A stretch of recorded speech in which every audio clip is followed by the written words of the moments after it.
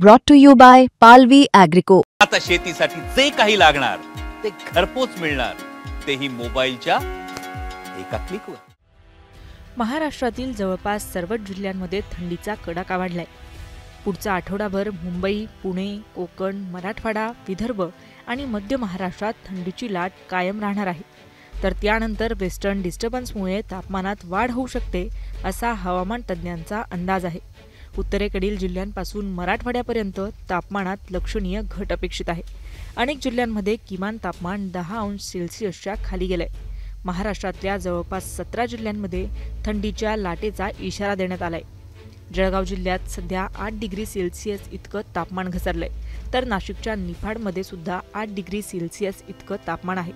पुण्यात 10 degree Celsius, नाशिकमध्ये 10.4 degree Celsius, साताऱ्यात 12 डिग्री सेल्सिअस, नागपूरमध्ये 9.6 डिग्री सेल्सिअस, बदलापुरात 15 डिग्री सेल्सिअस, सोलापुरात 15 डिग्री सेल्सिअस, ठाण्यात 16 डिग्री सेल्सिअस आणि मुंबईत 21 डिग्री सेल्सिअस इतकं तापमान घसरल्याची नोंद हवामान खात्याकडून करण्यात आलेली आहे। मात्र या सगळ्यात प्रश्न असा आहे की अचानक इतकी थंडी का वाढली आहे? तर उत्तरेकडून येणारे थंड वारे आणि वातावरणात बाष्पाचा अभाव असल्यामुळे राज्यातील अनेक भागात थंडीची लाट सदृश परिस्थिती निर्माण झाली आहे।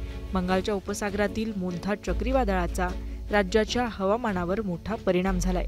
वातावरणातील कोरडेपणा त्यामुळे वाढला आहे, त्यामुळे थंडी पडण्यास सुरुवात झाली आहे। उद्या म्हणजे 18 नोव्हेंबरपर्यंत थंडीचा पारा आणखीनच घसरण्याची शक्यता आहे। येत्या 22 नोव्हेंबरपासून तापमानाचा पारा पूर्ववत होण्याची सुद्धा शक्यता असल्याचं हवामान खात्याने म्हटलंय।